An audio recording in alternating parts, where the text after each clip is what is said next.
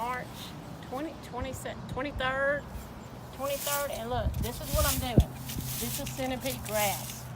All right, I'm raking centipede grass in March. And you might ask, why is this crazy lady crazy? Well, that ain't what you might ask, but you might ask that. Why is this crazy lady raking grass is when she doesn't really have trees with leaves falling?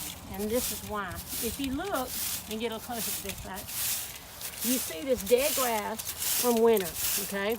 And you want to do this with a soft tine. I think they call these spring rakes or whatever. You don't want to do this with like a hard rake, or certainly not the dethatching rake like you see on my last, if you watch my last video. Dethatching. This is not dethatching, okay? This is a lighter application, a process where you're just taking a regular soft spring rake and raking up the dead grass from winter. And if you see, I just started doing my yard, kind of showing these piles, Maddox. And you'll see I have not mowed my yard yet. Number one, it's not time to mow my yard, although I do have some green up. The green up you see in my yard right now is primarily Bermuda. I have a mix of Bermuda, which I used to hate, but I have predominantly centipede. But I'll tell you this, I learned to like Bermuda last year, April, about a month from now last year. And you can see it's got the straw look. That's one thing I don't like about it. This is my Bermuda. I don't like the way it looks when it's dormant. But anyway, when it's dead, whatever, in the winter. It's a more resilient grass. When I had my thatch problem with my centipede, my Bermuda saved the aesthetics of my yard a lot because it came on up. The thatch didn't do to it what it did to centipede. That's the one area where centipede is not so resilient when you have thatch built up. That's another video. But haven't done anything in my yard. Take a video there, Maddox. Now, you see the line? This line will be reversed before too long. Their grass is all green, and you see what my grass is? Well, there's two reasons. Well, maybe three. Number one is a lot of the green, and you can take a look, show the neighborhoods, Maddox, the yards in the neighborhood. You see a lot more green in these other neighborhoods, especially down that way. Not all have centipede, but most. These across the street have Bermuda. And Bermuda, in fairness, Bermuda does green up faster. But like this yard right here, being centipede, number one, they've already mowed. To me, it's not time to mow. I wouldn't want to risk a frost. I don't think we're going to have another frost, but my yard's it's not tall enough to mow for one thing. I don't know the reason to mow. And number two, you mow, you have a frost, you're going to have a problem on your hands. Number three is they got a lot of weeds. And see, I had to put a single application of pre-emergent herbicide. I think maybe one time since I bought this house over a decade ago, I don't use it. And the reason I don't use it is because of organic cultivating practices like this. When you don't, when you do good organic maintenance, you don't have to put all those chemicals on your yard. Now, I will reluctantly show you this. Come over here just for a second. You see this right here? I don't want to show too much size. It's kind of neglected side of my yard, to be honest with you.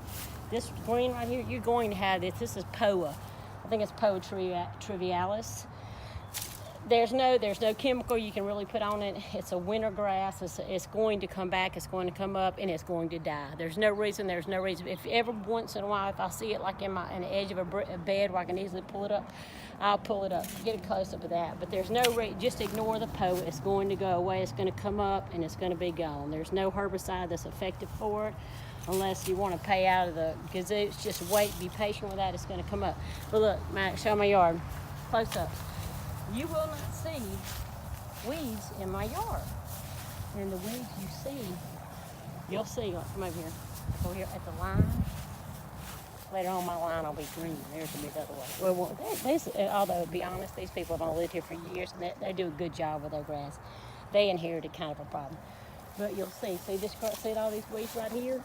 Now, these travel to my side. They'll travel from one yard to the other. So I do have to come over here and hand pick sometimes. If they're broadleaf weeds, on one of my videos I said broad weeds. It wasn't bad enough I said it. We edited it. We wrote it out on the video, broad weeds. Broadleaf weeds, I pull them. And I have pulled a few. But look, this is proof that you do not have to use pre-emergent herbicides. Now, if you're in the South and you do have centipede lawn, the most, probably the best pre-emergent, if you're going to use, it's going to be atrazine. That has pre-emergent and actually some post-emergent qualities to it. So just as an all-purpose generic pre-emergent, atrazine will probably be your best. And I think you need a surfactant with that, which is a sticker or this application stuff. That's another video. I don't do many of those because I don't use a lot of chemicals. But you'd want to put that down first before you apply most herbicides, because it allows it to stick onto your surface of your grass to work well. But the main thing I'm wanting to show on this video is if you have a centipede grass like mine, and maybe other summer grasses, I'm predominantly centipede because that's all I work with, is that you want to get a good rake, well, just any rake really for this, and before you do anything else, is rake all the dead grass, because if you don't do this, you're going to allow room for several things. You're going to have room for weeds that might come up. Your upcoming grass is not going to green up as well. You want oxygen down there. And another thing is, when you've got that dead grass sitting down there, that also poses a possible problem for pests.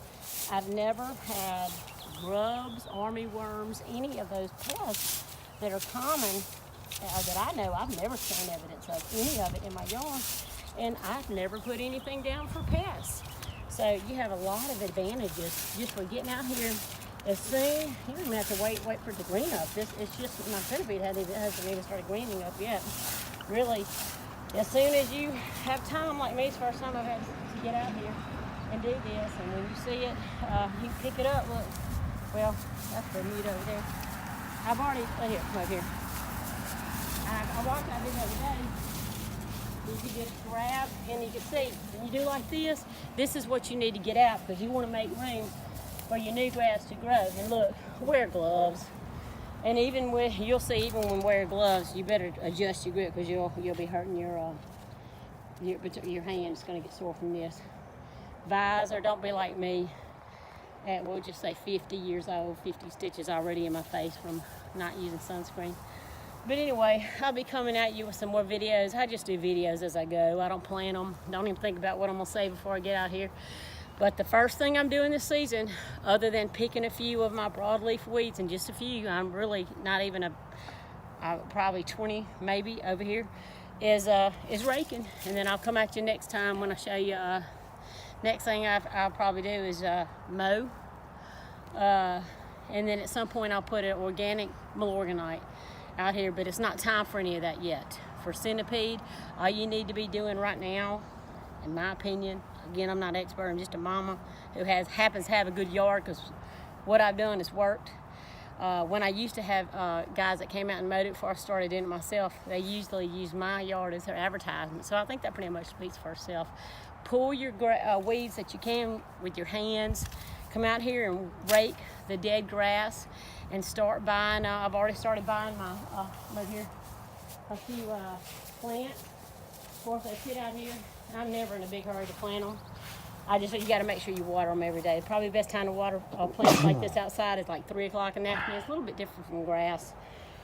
That's what I do. Or when you get them put in, you just got to make sure you water them well. I'm generally a perennial person. Show my ugly flower beds.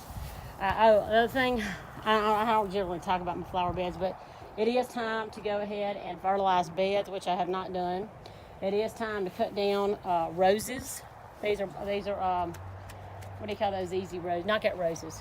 I cut them, they were way up here. Cut them, cut down any of your old foliage, like those, I forgot what you call them, those palm looking things back there. Cut my roses, you need to cut those. And if you need to put sulfur in your beds, it's time to do that now. I haven't done that either. I got a bunch of plants over there I got to plant. But anyway, just kind of letting you know, this is my first step for getting ready, making my ugly yard. Doesn't look too good now. Don't be throwing a bunch of nitrogen down on centipede. It'll look good for a while, trust me. Used to do that. I always had the best looking grass in my yard. I'm in a subdivision, I've told. But the first few years, I learned a lesson, and I paid for it last year when I found out you can't just throw a bunch of nitrogen synthetic fertilizers. You're going to pay the price. It'll look good for a while, but you're going to pay the price later. All right, till next time, like and subscribe here at Yard Mama.